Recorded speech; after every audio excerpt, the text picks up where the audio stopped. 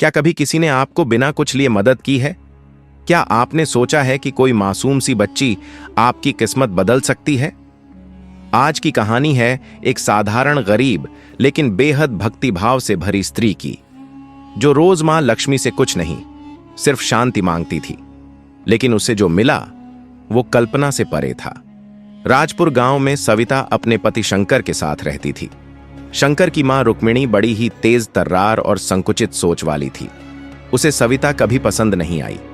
एक दिन रुक्मिणी ने शंकर से कहा, बेटा, ये बहू दिन भर बस चूल्हा छौंका करती रहती है। इससे कह कुछ काम करे जिससे घर में पैसे आएं। तू अकेले कब तक खटता रहेगा? मां, इस गांव में काम ही कहां है, और फिर मैं इतना कमा ही लेता हूं कि तुम्हें और बहू को कोई दिक्कत ना हो। यह सुनकर रुक्मिणी का चेहरा क्रोध से लाल हो गया। रुक्मिणी की बातें सविता ने भी सुन ली। अगले दिन जब शंकर खेत चला गया तो सविता ने सास से बात की। मां जी, मैं भी कुछ काम करना चाहती हूं। आप मोहल्ले की औरतों से कहिए, मैं अच्छे से सिलाई कर लेती हूं। जिसे कपड़े सिलवाने हों वह मेरे पास आए। रुक्मिणी ने गांव भर में बात फैला दी। धीरे धीरे कपड़े आने लगे, मगर चालाक रुक्मिणी हर बार आधे से ज्यादा पैसे छुपा लेती और सविता को बस थोड़ा सा देती। मां जी, इतने कम पैसे में कुछ नहीं बचता। गांव वाले नया जानकर कम दाम देते हैं और सारे पैसे तो कपड़े सिलने में ही लग जाते हैं। उसे नहीं पता था कि असली रकम तो उसकी सास रख रही थी। काम कर बहू, शुरू में थोड़ा घाटा होता है, बाद में सब ठीक हो जाएगा। सविता मां लक्ष्मी की भक्त थी। वह दिन में मेहनत करती और रात को मां लक्ष्मी की पूजा। एक रात ध्यान में बैठी बैठी उसकी आंखों से आंसू बहने लगे। मां, हम दोनों दिन रात मेहनत करते हैं, फिर भी घर में तंगी रहती है। क्या हमसे कोई भूल हो गई है? रोते रोते वह वहीं सो गई। सुबह जब वह सिलाई कर रही थी तभी एक नन्ही सी लड़की उसके पास आई। क्या आप मेरे कपड़े सिल देंगी? मेरे पास पैसे नहीं है। पहले पैसे ला बच्ची, फिर आना। कोई बात नहीं मां जी, मैं खाली समय में सिल दूंगी। कितनी प्यारी है ये बच्ची। बस ध्यान रखना घाटा ना हो। रात को जब पूजा करती है तब इसके कपड़े सिल देना। रात को सविता ने प्यार से कपड़े सिल दिए। अगली सुबह लड़की आई। आपने बहुत सुंदर कपड़े सिले हैं।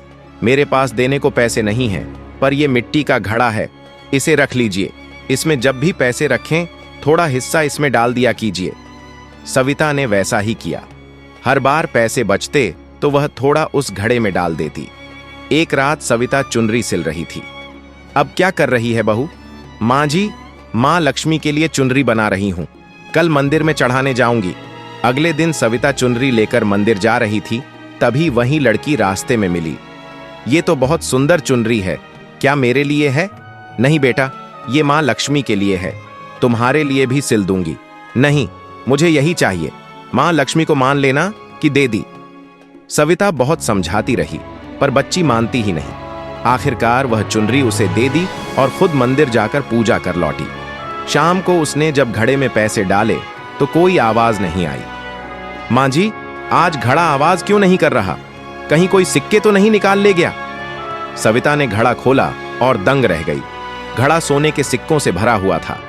वह कांपती हुई मां लक्ष्मी की मूर्ति के आगे जा बैठी। मां, ये क्या चमत्कार है? कुछ सिक्के डाले थे और अब? तभी उसने देखा, मूर्ति में वही लड़की चुनरी ओढ़े खड़ी थी। सविता फूट फूट कर रो पड़ी।